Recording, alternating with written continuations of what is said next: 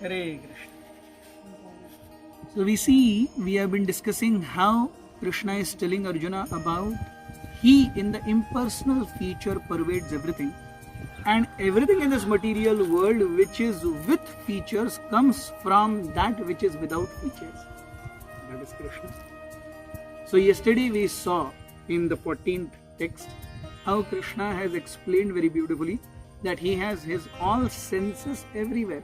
He is pervading everything.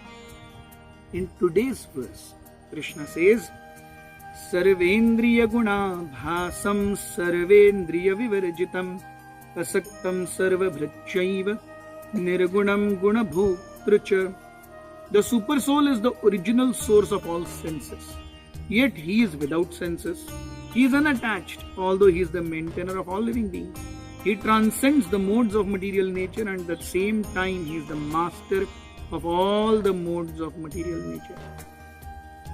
तो कल हमने भगवान के अंदर का एक द्वंद्व देखा था कि वो निराकार निर्विकार रूप में इस भौतिक जगत में हर जगह व्याप्त हैं, लेकिन सारे आकार उस निराकार से आते हैं।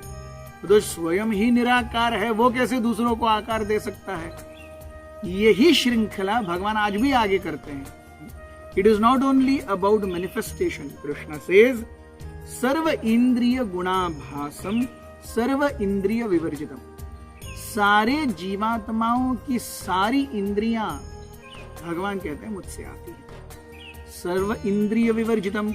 लेकिन मैं सर्वव्यापी ब्रह्म रूप में मेरे पास कोई इंद्रियां नहीं है। So I do not have senses as super soul, as all pervading Brahman, but all the senses of each and every jiva in this material world come from me. सर्व इंद्रिय गुणाभास। So ये सारी जो इंद्रियां हैं जो गुणों के आभास से आ रही हैं वो मुझसे आ रही हैं, लेकिन मेरे पास कोई इंद्रियां नहीं है ब्रह्म स्वरूप में। असक्तम सर्वभृत चैव। I am the maintainer of everyone, but still I am not attached. हम देखते हैं जब भी इस भौतिक जगत में कोई व्यक्ति मेंटेनर हो जाता है, दूसरों के जीवन को, दूसरों को पालता है, पोसता है, तो नेचुरली उस व्यक्ति के प्रति एक आसक्ति हो जाती है। नेचुरल है। फैमिली में हम अपने घर में जो पेट्स रखते हैं उनके बीच में, फिर हमारे जो एक्सटेंडेड फैमिली है, समाज है, हमारे ऑफिस के कलीग्स हैं, उन सभी के प्रति हमारी कुछ ना कुछ आसक्तियां हैं, क्योंकि हम उनसे मिले जुले हुए हैं। We know them. Krishna knows us how much.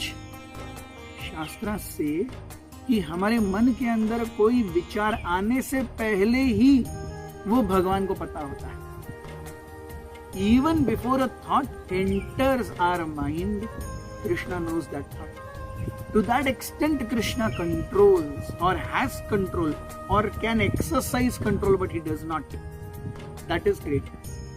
Greatness is not in exercising control. Greatness is in restraining it. लोगों को लगता है कि मैं कितना महान हूं, मैं कैसे दिखा सकता हूं, मैं जितना दूसरों के ऊपर दबदबा डाल सकता हूं उतना मैं महान हूं, ऐसा लोगों को दिखेगा।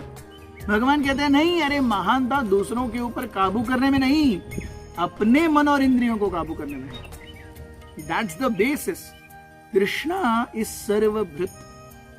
हम कहेंगे हम अपनी फैमिली को मेंटेन करते हैं, लेकिन फैमिली को मेंटेन करने के लिए हम क्या करते हैं?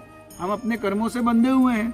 हमारे फैमिली मेंबर्स भी अपने अपने कर्मों से बंधे हुए हैं। कर्मों से बंधे हुए चार जीव एकत्रित आकर के एक साथ बैठ जाते हैं, उसे हम फैमिली बोलते हैं। That's the essence of it. Correct और no?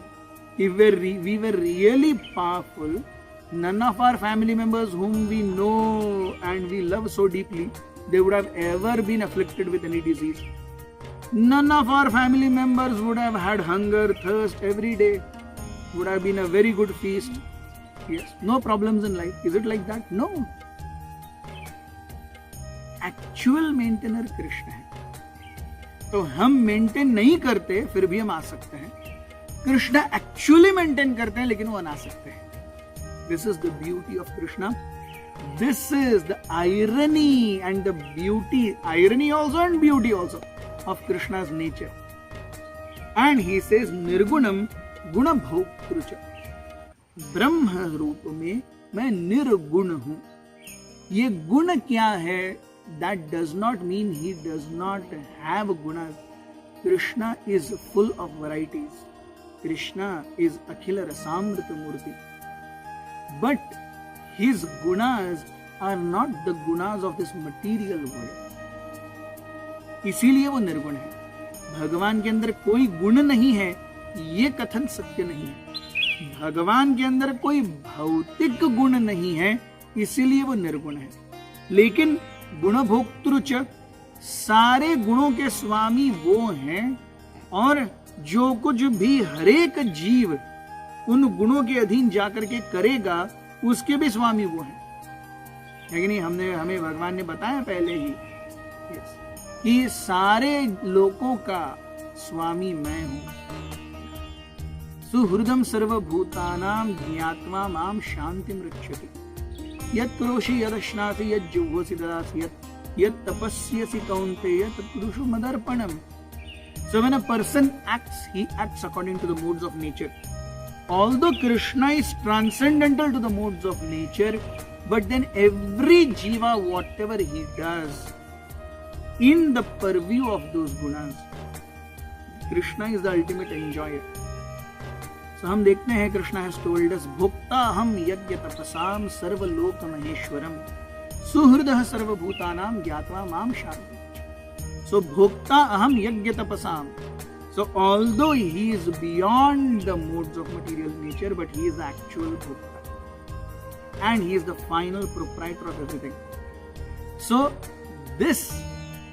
all this is being told by Krishna in good faith, so that we as his eternal sons and daughters can know him and be or become his devotees. Thank you very much. Hare Krishna.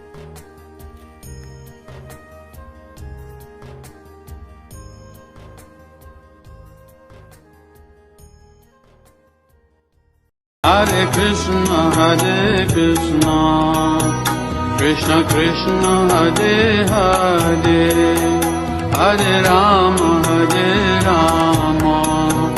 Rama Rama, Hare Hare.